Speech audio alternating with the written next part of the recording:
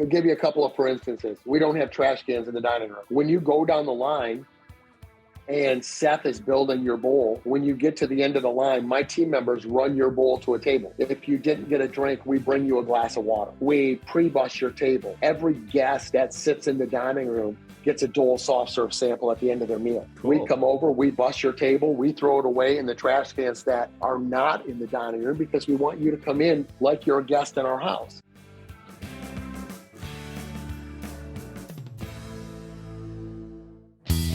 This week's episode is all about innovation, staying relevant, and creating a dynamic concept that is based on a very strong company culture. You're not going to want to miss this episode. And if you haven't already, head on over to restaurantrockstars.com/profits because I'm giving away 3 ways you are killing your restaurant profits, immediately actionable information that may transform your bottom line. Now, on with the episode.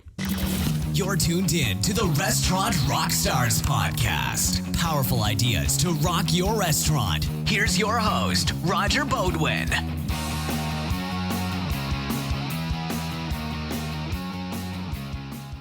Imagine both your front and back of house teams are so well trained that they're executing flawlessly. Your front of house is doubling your sales, boosting repeat business, and creating 5-star dining experiences, while your back of house is consistently preparing each dish to perfection, on time and to spec. Having a restaurant this dialed takes a unique training system. That's where Serve comes in. Serve means Study Restaurant Variety, and it is a powerful, mobile training system, custom-built to meet the needs of your restaurant. Serve will up-level your team's knowledge and skills, maximize your profits, and create experiences guests will rave about. Serve is the key to unlocking your restaurant's hidden potential and will prove that the more your team is able to learn, the more your restaurant will earn. It's Serve, and it's a game changer. Ready to serve? Get started at servenow.com. Restaurateurs and managers. Every day, guests are asking your servers one simple question that can make or break your bottom line. That question? What do you recommend?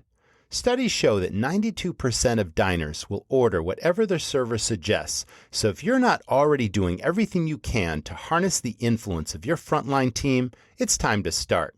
I'm excited to introduce you to Sparkplug, an all-in-one customizable incentive management platform designed for restaurants.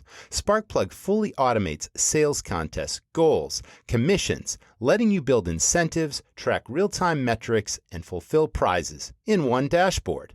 Over 1,000 businesses are using Sparkplug to motivate and engage their front of house to ensure they always have the perfect answer when asked, "What do you recommend?" Now you can too. Sparkplug is free to try and is offering my podcast listeners $200 off their first sales incentive. Visit sparkplug.app/rockstars to claim your $200. That's sparkplug.app/rockstars. Hey everyone, it's the Restaurant Rockstars Podcast. With me today, Mr. Mark Setterington. He is the co-founder and CEO of a fast-growing concept. It is called Island Fin Poke. Welcome to the show, Mark. How are you today? I'm doing great. Thanks for having me. Awesome. So I am familiar with poke. I have not yet tried it. I am interested to try it. But very first thing, let's talk about what it is. What exactly is poke? Well, the word itself is a Hawaiian. It's a verb that means to slice or to cut. Oh, gotcha. So it would be, where it came from was the fishermen would go out and they would catch fish, and basically the poke was the scraps, and they would slice it or they would cut it up and mix it with a little soy sauce or sesame oil and some Maui onions and green onions, and that's what they would snack on when they were fishing, and it just became, what it is today. And for us, ours is mainland poke. So what I mean there is, if you go to Hawaii, you go to the grocery store, you're buying, they'll have 8, 10, 12 different kinds of pre-marinated fish. You buy it by the pound, you eat it out of the tub with chopsticks. Well, that really wouldn't fly on the mainland because we like choices. So to describe ours would be saying we're like Chipotle, but different. So you come in, you walk down the line, you choose your base, white rice, brown rice, spring mix. We have 8 proteins, 5 mix-in vegetables.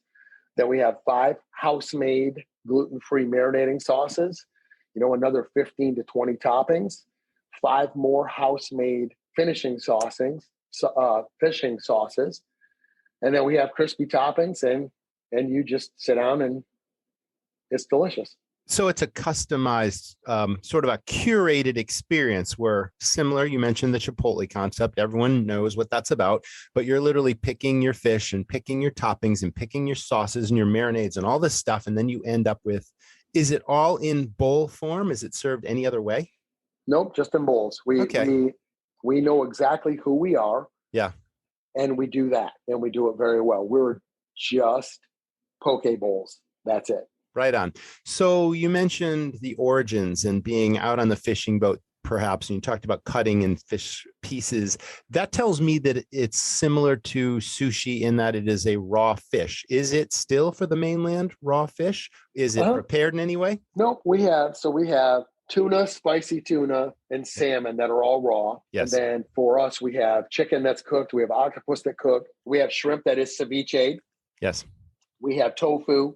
And then, of course, we have Spam because, well, you got to have Spam. So, okay, that's an eclectic mix, but it's a diverse mix. So people can literally custom craft their bowl with a variety of proteins. Fish is sort of the traditional, but now you've added other things because we are, of course, in America and people like choices, like you said. Awesome. So now we know what poke is. Let's talk about your backstory in hospitality and how did you come to co-found and lead this organization? So you can take us back wherever it really started for you. So my first job at 16 years old, I was a dishwasher at an Elias Brothers Big Boy in Grand Rapids, Michigan. I was a dishwasher for about 30 days. And I got promoted to cook. I was the first high school kid that the franchise owner had ever promoted to cook. And I thought it was the greatest thing. So I graduated high school. I went to Michigan State University, and I put myself through college working in restaurants and working in the cafeteria. So I came out of college debt-free. Probably could have had better grades, but coming out of college debt-free was important to me. So my degree was in purchasing, but all of my experience was in restaurants. So restaurants is where I gravitated to. My first real out of college job was at a company called The Ground Round. Oh, I'm familiar with that. I used to hang out there when I was in college. We had one 15 minutes down the street, throw the peanut shells on the floor and all that kind of stuff. Yep. Gotcha. Keep going. I remember it. It was awesome. And then I worked my way around. I, spent time at, Applebee's back when Applebee's was super small. And, Ruby Tuesdays, Darden with Bahama Breeze. So all very corporate jobs.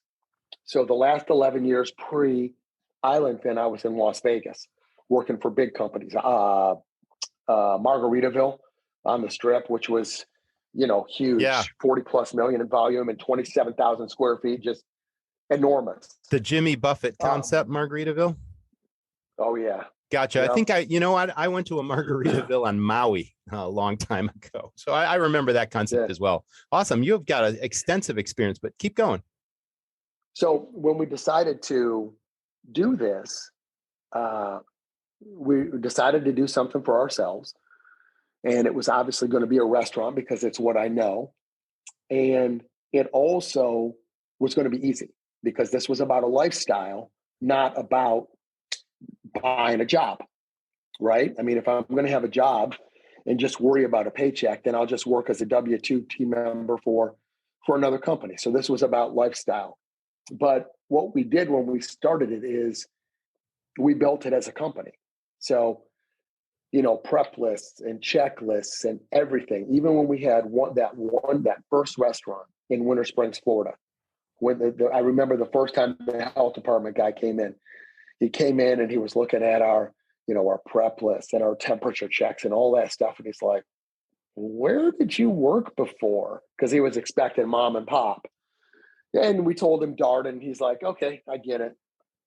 So when we decided to start franchising, we opened our first restaurant March 20th of 17. We decided late 17 to start franchising. So we began the process of creating the FDD. We sold our first franchise in September of 18. We opened our first franchise July 10th of 2019. And now we're up to 24 restaurants open, and we just closed a 2-unit deal yesterday. So we're up to 56 locations sold. Nice. Wow. That's amazing. Are there company-owned stores or all franchise models? We have one company store that's in Lake Nona. Yeah. And that's where we do all of our, training, of course, any kind of research and development for menu items, et cetera. Okay. What's the average square footage of a store? Our smallest restaurant is 1,175 square feet.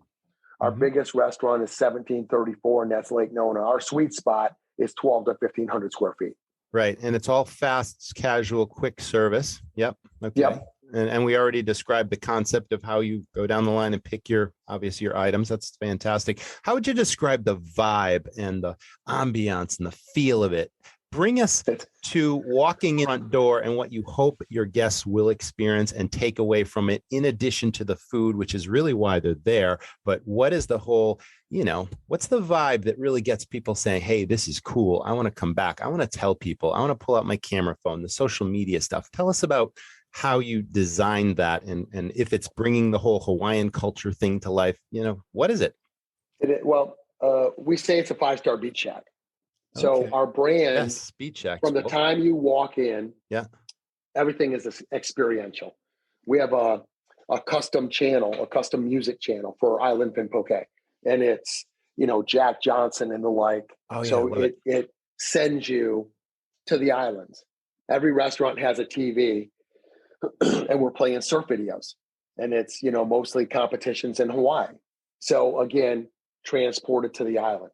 Every guest that walks in the door gets a warm welcome.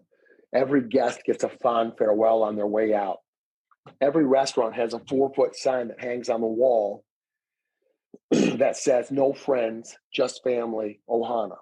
And it's not about, cultural appropriation, right? What it's about is a respect for the culture of Hawaii. And I spent 9 weeks in Hawaii opening Jimmy Buffett's at the Beachcomber. And what I fell in love with in Hawaii was the culture, because you're not greeted with a handshake, right? It is always a warm welcome and a hug. It's not a handshake and, hi, how are you today? It's warm, it's inviting, it's family. And that's how we treat you as a guest. So everything we do is experiential. We don't want anything about Island Fin to be transactional. Chipotle, God love them. I'd love to have 1,000 restaurants, but Chipotle is transactional. It's about the burrito. It's about the food. You go there, you get your food, you leave, you don't think twice about it.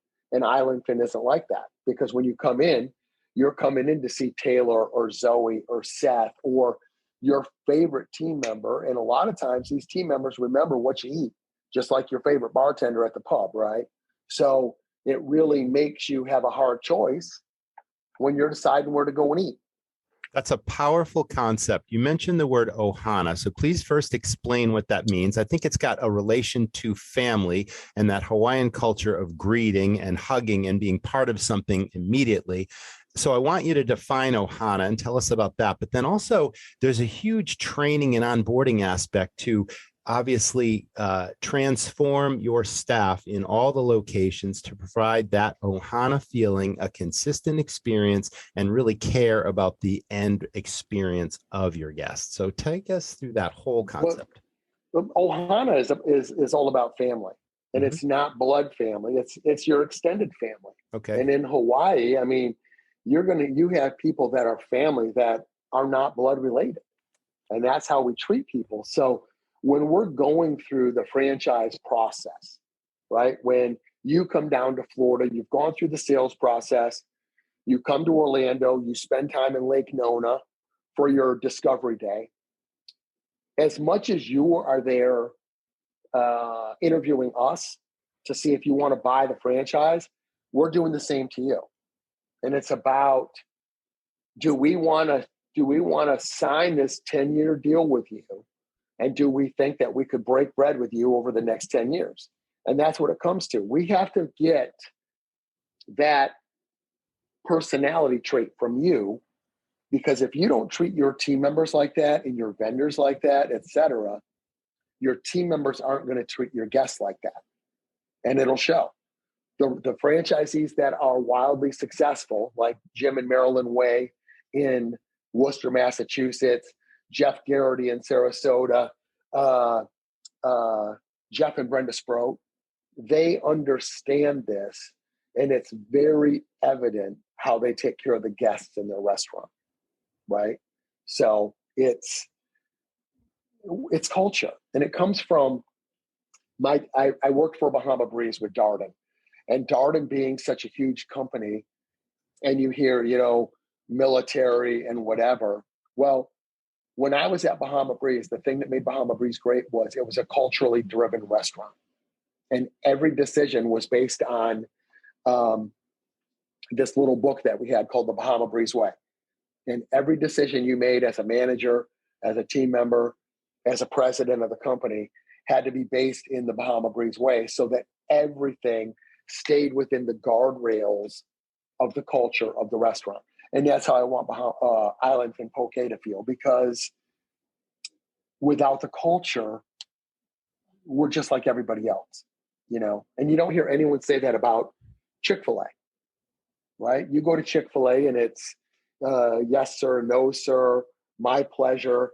And that's how we want people to think of us. Okay, so we're talking about a culture of a restaurant that comes from a culture based on Ohana. And I'm totally getting this whole family, extended family thing. And that is a beautiful thing, because that is a competitive advantage. And that is true caring and attentive service, and treating people, even if they're a first-time visitor, as if they were a regular or a loyal customer. And then you're mentioning that your people are getting to know people and what they eat and all that sort of thing, similar to, like you said, the bar or pub experience. I think that unto itself is a really powerful thing. So now that culture is so deeply ingrained, it's practiced on a daily basis. And it's not just some mission statement that hangs on the wall that everybody forgets about, and occasionally you look at it and you're like, yeah, whatever. This is actually practiced because it's based in the culture of Island Fin and what you're all about and what your goals are and what the end result you want your guests to experience, and then how that leads to positive word of mouth and the reviews and all that stuff. That's great. Let's talk about poke as a dining experience, and how well that is being received, and how that message is being disseminated to guests who may have never tried it, much like myself. How are you getting word out, and how are guests receiving it once they first experience it? Are they immediately like, wow? Is it a certain target customer that is a health conscious person that's looking for, non-processed, non-fried foods that are really good for you, in addition to enjoying the experience of Island Fin? Well, I think what happened was we only had a couple restaurants open pre-pandemic. And honestly, I feel like we were a little bit ahead of our time, because it is healthy. And what the pandemic showed people is that you really need to start thinking about what you're putting in your body. So we were a little ahead of the curve. So one of the things that we really preach to the franchisees is food drops. So what we mean by that is 3-4 days a week, we take 5-ounce sample bowls and 5-ounce Dole soft serves, and we go to local businesses and we introduce ourselves and who we are and where we are. And we take a chicken bowl, a salmon bowl, a tuna bowl, a spicy tuna bowl. So they get to taste a variety of our food and our sauces and our toppings. And what we tell the franchisees is, realistically, once we put our food in your mouth, we own you. And I know that sounds cocky, but our food's that good. So it's legitimately, when you taste the food and it's flavorful, it's colorful, there are so many different textures. It's amazing what's going on in your mouth. And every time we do food drops, we get guests in. And once a guest comes in, 80-85% of the time, they turn into regulars. So you don't generally come into an Island Fin one time. Is there a business to business component there where your franchisees can then do catering? Does this product travel well? Can they do lunches at doctors' offices and all that kind of stuff as an additional profit center? Is that happening now? 100%. We, Awesome. and the franchisees that embrace it are doing very well with it. St. Pete, the franchisee in St. Pete has, a pharmaceutical rep that's a regular now. And every other week, every third week, she's doing 30 bowls for a doctor's office. So these things work. We've got a franchisee who has an in with Chase, and he does one of their corporate offices and sells mini bowls, to the tune of a couple $1,000s a couple times a month. So there's a lot of catering opportunity that we're just scratching the surface of. People are tired of Panera or the same old that these pharmaceutical reps and whatnot are bringing you. So Island Fin is a great change of pace, and people are really falling in love with it.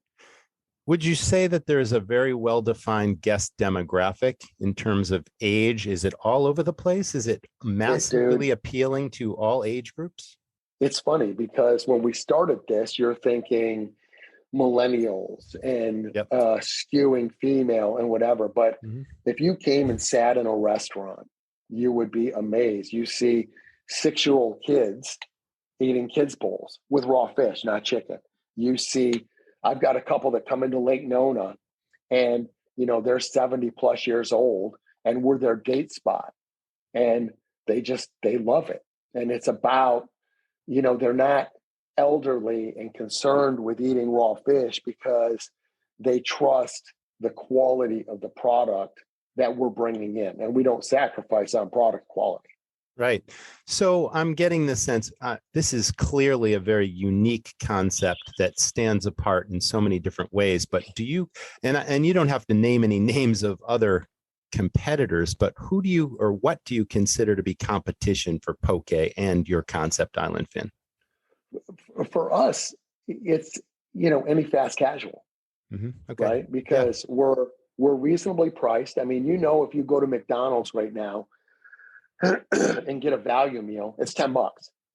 So a 3-scoop bowl at Island Fin is $14, and you're not putting, processed garbage food in your mouth. Yeah, so, GMOs and all the other stuff that goes into all those other fast casual or fast food restaurants that obviously lead to all those problems with, obesity and addictions and all that kind of stuff. But yeah, you're offering a very healthy alternative that is all natural, which is a wonderful thing. And that's exactly it. Let's talk about the pandemic, because you said perhaps the timing was ahead of its curve and then you launched and then all of a sudden the pandemic hit. Yet you were very uniquely positioned with a fast casual concept, but there still had to be some pivots, and you had franchise operators or franchisees, I should say, within your fold that everything went sideways. And then you guys had to quickly damage control and come up with a plan for the future. And what did that look like? And was it complicated?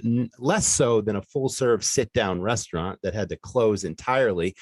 Tell me about that. What was that, what was that transition like for you, and how quickly did it recover? And then I want to talk about the phenomenal growth that you've had, because literally sales are exploding here. So the beauty was we have a great partnership with our POS company, Toast. And back then our Toast rep was local. And so what happened was when everybody got shut down to takeout and delivery only, Justin sent me a text message and he said, "What restaurant are you in?" I said, "Lake Nona."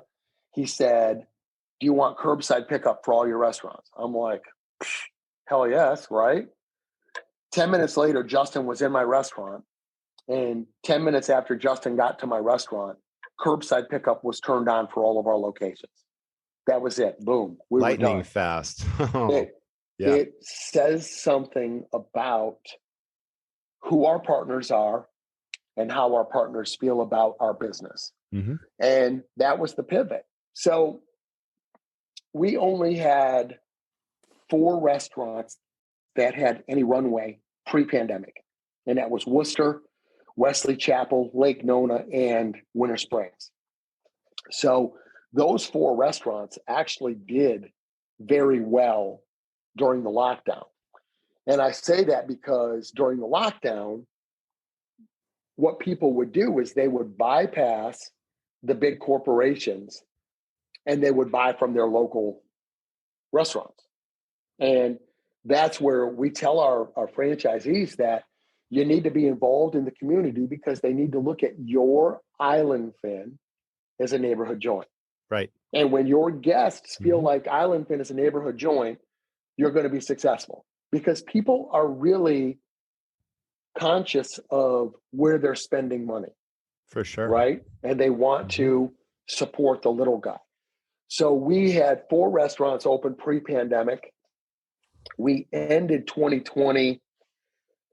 Oh man, we probably opened 8 restaurants that year. And now we're up to, we just opened our 24th and we'll open another 3 to 6 this year. So it's, the great thing is that 2022, supply chain and inflation on the side, this is our first real year of normalcy, if you will. Yes. And we're seeing it in the year over year sales. As a company, we're 40% same store sales. Growth in general, we're 105% year over year, counting the restaurants that were not open last year. It is phenomenal. We're growing and we're going to continue to grow. So different food concepts and different cuisines obviously have different profit margins attached to them. Can you, state what the profit margin, a typical profit margin is in the menu that you're serving for the average operator? Our cost of goods, varies anywhere. We have restaurants that are running at 27%. Okay. And we have restaurants that are running at 35%. It all comes down to the operator. I can't even say that my restaurant is the best because we're not. Yeah. Lake Nona is running a 29.5 year to date, and I have 4 restaurants that are running better than me. So it's a little all over the board. And what I mean by that is if you're a franchisee and you embrace the process, pour testing, the WSR, the way that we purchase, you're going to run good cost of goods. And if you stray or don't want to take advantage of the tools that we have in place, you're not going to do well. And every one of those 6% that you're running high in food costs is money out of your pocket. Not answering your phone is one of the quickest ways for your restaurant to lose a potential customer. But between serving in-person customers and dealing with the kitchen, it's hard for staff to prioritize incoming calls. That's why your restaurant needs Pop Menu Answering. Simple questions that keep your phone line tied up can be handled without pulling a staff person from your in-person hospitality. Reclaim the power of your phone. Pop Menu Answering is powered by artificial intelligence to answer the simple questions most people call in with, like, do you have outdoor seating? Or what are your hours? Within the Pop Menu platform, you can customize answers for your restaurant and choose the voice your guests hear, plus create customized greetings. Pop Menu Answering picks up your phone 24/7, 365 days a year, turning every phone call into an opportunity. Plus, Pop Menu's full collection of tools helps optimize your restaurant's website and menu, streamlines your ordering experience, and assists in retargeting to enable you to build long-lasting relationships with your guests. Get help answering your restaurant's calls now with Pop Menu Answering. And for a limited time, my listeners can get $100 off their first month plus an unchanging monthly rate at popmenu.com/rockstars. Go now to get $100 off your first month at popmenu.com/rockstars. You mentioned the importance of partners, suppliers, vendors, that sort of thing, and the loyalty that comes with the service that obviously you provide them with great business, and they obviously in turn provide you with great product and service systems, that sort of thing. You mentioned a great relationship with Toast. Are you running into, obviously there's economies of scale with large scale purchasing, and obviously you've got vendor relationships for your food and beverage products and all that sort of thing. Have you run into any problems with the supply chain issues and rising prices, and how have you counteracted that? Has it been somewhat insulated because of your volume? Prices have still risen? Have you had to raise individual store prices? Take us through that whole thing. It's been all over the board. Mm-hmm. I mean, the supply chain is what it is right now. Yep. We are blessed to have we have a great partner for our salmon, so we have contract pricing, and we have a great partner for our tuna, so we have contract pricing, and those are our two biggest expense items. But you're talking about everything. There's not one item that hasn't increased in the last year. So finally, we took a $1 price increase up to $14 for most restaurants on April 1st. So that's how, we've done it. But it's, not a single guest has complained. It's all about making sure that $14 is still a value. And if you look at our bowls on social media, that's what our bowls look like. I know a lot of restaurants have taken all of the price increases they can, and now what they're doing is they're reducing portions on plates. And we're not going to do that. Our portions are what they are. 3 scoops are 3 scoops. It's, 3.5 to 4 ounces of protein, and all the other toppings are included. And we're not going to nickel and dime you. A lot of poke places are, you get 3 or 4 toppings, and after that, there's a charge. And for us, every topping is included except for our premium toppings of surimi, masago, and avocado. So other than that, if you want 20 toppings on your bowl, get 20 toppings on your bowl. We're more than happy to serve you. So it's been a benefit to have extensive variety and choices in your locations. Have there ever been a time where the supply chain literally limited your availability of certain items? Like what happens if suddenly tuna, you just can't get it on the volume you need it? Has that happened to any extent, or? There have been a couple of weeks where it was sketchy. We've still been able to get it, but the supply has picked back up. So our partnership with Phillips, they produce Waterman's Reserve for us. So every ounce of fish under this label that they produce comes to Island Fin Poke. So we're lucky. Now, there's been times when we can't get gluten-free masago. Mm-hmm. You just run without gluten-free masago for a week or two. But it's never been an issue where we have 5 holes on the mega top. It's, you might struggle with 1 ingredient for a week or 2 ingredients for a week, but never you're out of 4, 5, 6 things at a time. Let's talk about service in terms of what guests expect. And in a fast casual concept, especially when you're busy, you have limited time to make suggestions, really interact with guests, yet you are also stating that your staff are brand ambassadors for your business and that people are asking for them by name. Are there certain things that they do that they, as a natural course of providing that ohana, that they can touch a guest in a personal way in a short period of time, build a relationship, serve them great product, and then get them back? Is it all about the personality? Is there more to it than that? Like, how do you make that connection in a short period of time with a new customer that walks in the door that you suddenly convert? You mentioned the food does it. The food is selling itself and people are coming back because of the food, but it's this magical combination of your people and your food equals success, right? Well, I'll give you a couple of for instances. We don't have trash cans in the dining room. Mm-hmm. So when you go down the line and Seth is building your bowl, when you get to the end of the line, my team members run your bowl to a table. Well, if you didn't get a drink, we bring you a glass of water. We pre-bus your table. Every guest that sits in the dining room gets a Dole soft serve sample at the end of their meal. Cool. We come over, we bus your table, we throw it away in the trash cans that are not in the dining room because we want you to come in like you're a guest in our house. Nice. If you come to my house, you're not carrying your dishes to the kitchen, right? I'm taking that dish from you.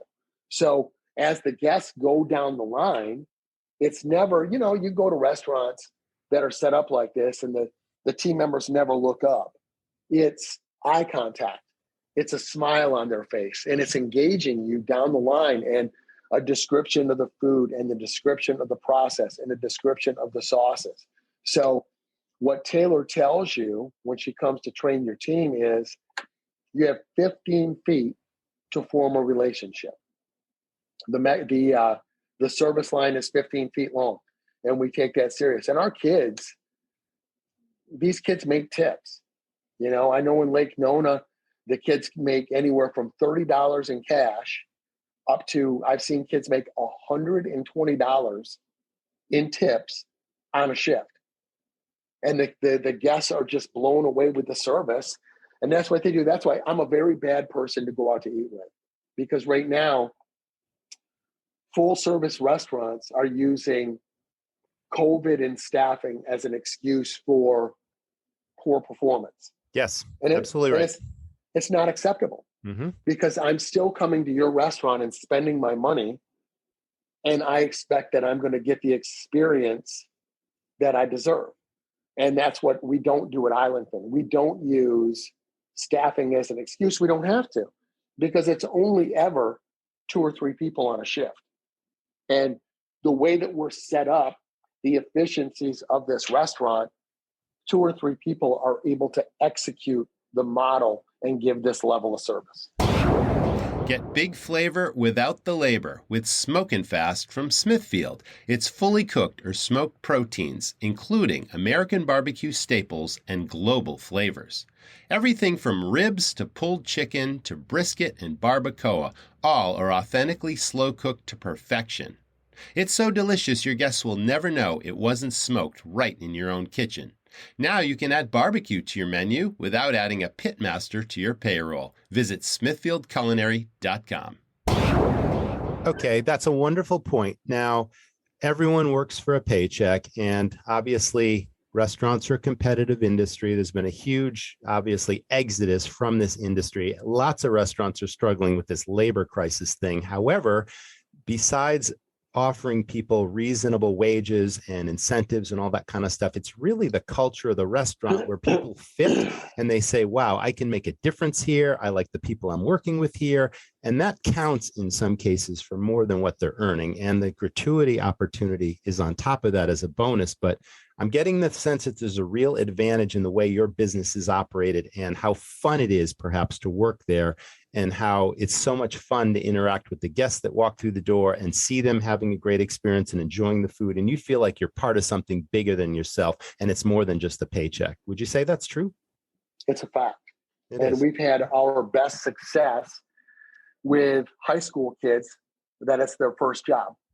Nice. Right. And I say this because, you know, during the school year, we close at 9:00. You're out by 9:30. You can still go home and do homework, and you're not up till midnight.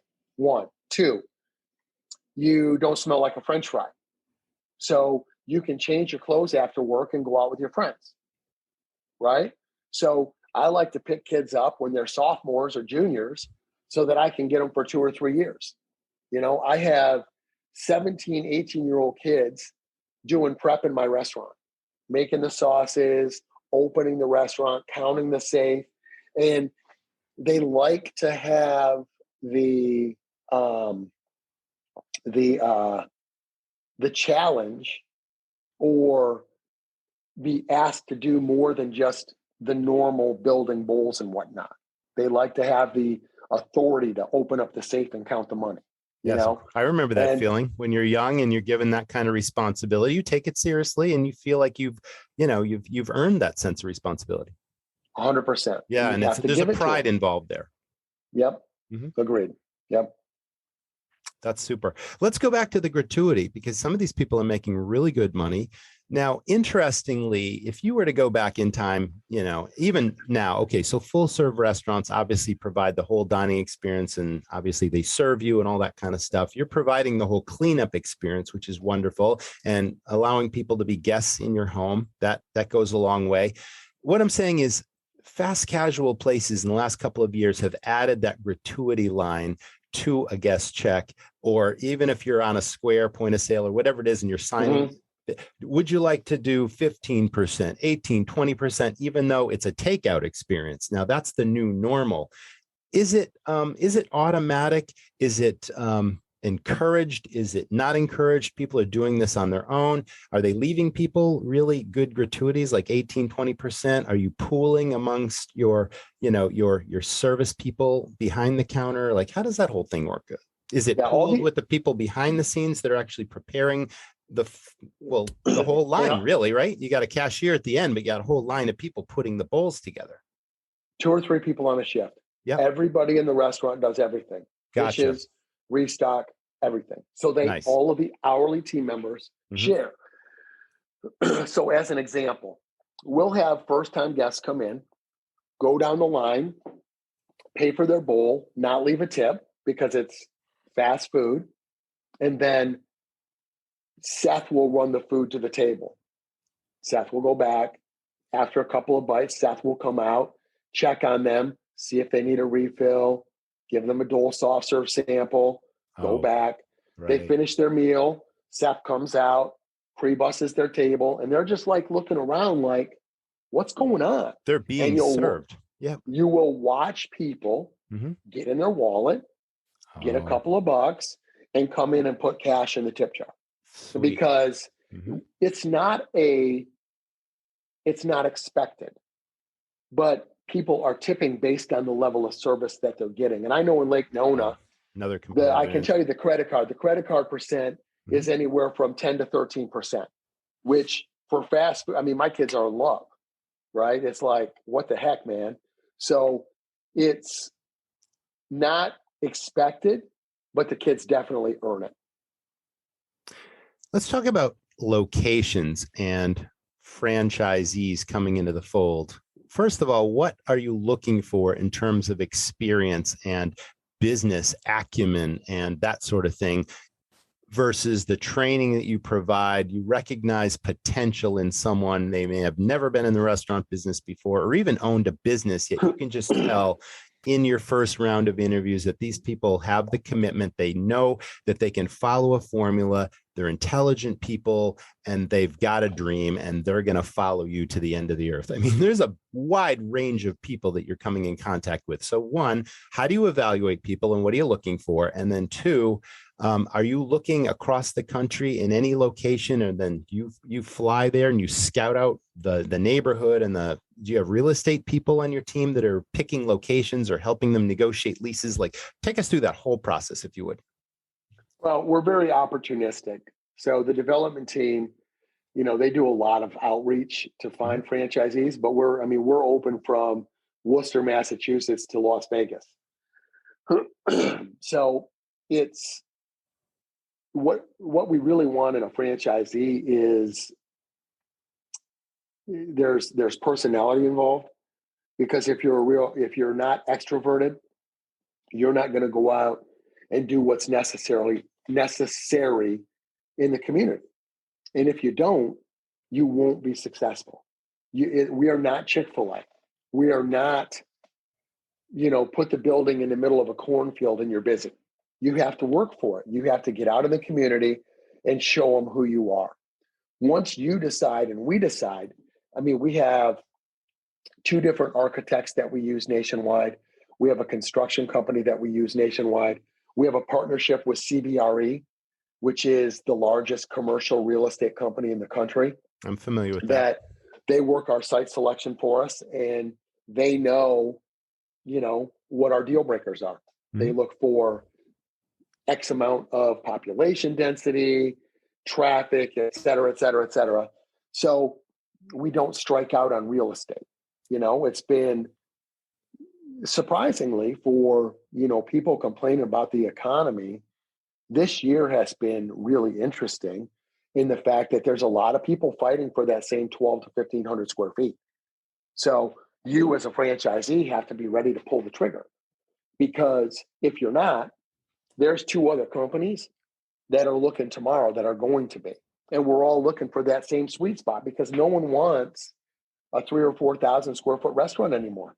No one wants to pay that kind of overhead for wasted space. We are 60% takeout. So we want to be where there's hospitals. We want to be where there's a good amount of daytime population for business. If there's a university like we have in Worcester, Massachusetts, and, we're blocks away in Salt Lake City from the University of Utah, et cetera. We know exactly what we want. Mm-hmm. CBRE knows exactly what we want, and we just let the experts do what they do. Fantastic. So let's go back to the experience or the acumen of people. Are you getting a highly qualified potential operator for the most part? We are. It's much different now than it was, when we started. Yeah. We're getting a lot more sophisticated investor, people that are lifetime business people, that are looking to, the pandemic has changed the way people think about life, right? And being an office drone and working from home. And now they want to do a legacy thing for their children. And we're seeing a lot of that with like the Blackwell family in Arizona.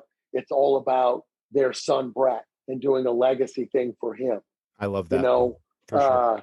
The McNulty family in St. Pete, Matt is on the road, 50% of the month for his job. And he's got, these beautiful twin boys. And this is a legacy thing that he wants to grow for himself. So he's not missing out on, the twins' lives.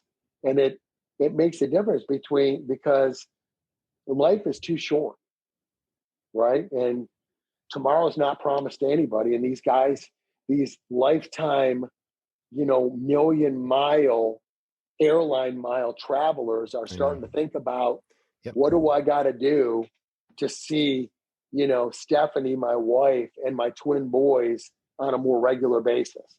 So. Do you have any type of quota is not the word, or preference isn't necessarily the word, but there are a lot of franchise companies out there that really have favor multi-unit operators, people that aren't just going to start one store, but people that are going to have 5 or 10 stores. That would be my first question. Does it matter to Island Fin if you have ambitions to be a multi-unit operator or just a single location operator? In the beginning, we sign singles, we sign, doubles. Matt McNulty that I just mentioned he's the area rep for the West Coast of Florida. So he'll develop 20 restaurants over there as kind of a sub-franchisor. The same thing with Steve Kretsch in Miami. So it makes it much easier on me as people open multiple units. Jeff and Brenda Sproat just opened their second unit in Trinity. Jim Way in Worcester is under construction on his second unit. Matt McNulty is looking for his second unit. Those things, because there's a learning curve with that first restaurant, as people open second locations and third locations, it makes my job much easier. So the magic question that logically follows that one is, the more stores there are, the greater the guest brand recognition, the greater the whole concept works for the individual operator versus the multi-unit operator. And based on the location, whether it's a metropolitan area or a large population center, is there a certain exclusive territory where within so many miles there can or can't be another one operated by a different operator? Is there a proven formula that says within so many miles we can have so many of these because business brings more business and brings more recognition to the chain, unto itself? What's that formula look like, or what's your approach to it? Yeah, in the FDD, it's 100,000 population or 3 miles. Okay, 3 miles. So, and that would change. I mean, we were in New York City 2 weeks ago, last weekend, looking at spaces. And the decision is, do I want to build a corporate store up there because I know that we would just crush it? Or do I want to be selfish and do a franchise for Mark Setterington? And quite frankly, that's, kind of what we're looking at. My daughters fell in love with New York City. CBRE found me some home run spots. So now I just have to figure out, do I have the time to do it? So, and in New York, I mean, you could have Island Fins, 3 blocks from each other, Mark, you've given us some tremendous insights into your operational philosophies of this business. We've talked about unique competitive advantages. We talked about food that literally sells itself. We talked about Ohana culture, magic formula here for secrets to success. I think you provided tremendous value to our audience today. And for that, I say thank you very much. Oh, I appreciate you having me. This was great. That was the Restaurant Rockstars podcast. I thank my audience for tuning in. We wish everyone to stay well. Thanks, Mark, for being with us, and to Island Fin Poke. You know, you brought me to the North Shore of Oahu in this episode, and I'm riding that big wave right to the beach where I can't wait to get a poke bowl. So thanks again for being with us. Thanks also to the sponsors of this week's episode, Pop Menu, Smithfield Culinary, Sparkplug, Serve, the restaurant training app at srvnow.com, and the Restaurant Rockstars Academy. Thanks for being with us. Can't wait to see you next time. Stay tuned and stay well. People go to restaurants for lots of reasons. What the customer doesn't know is the thousands of details it takes to run a great restaurant. This is a high-risk, high-fail business. It's a treacherous road, and smart operators need a professional guide. I'm Roger. I've started many highly successful, high-profit restaurants. I'm passionate about helping other owners and managers not just succeed, but knock it out of the park. You don't just want to run a restaurant. You want to dominate your competition and create a lasting legacy. Join the Academy, and I'll show you how it's done.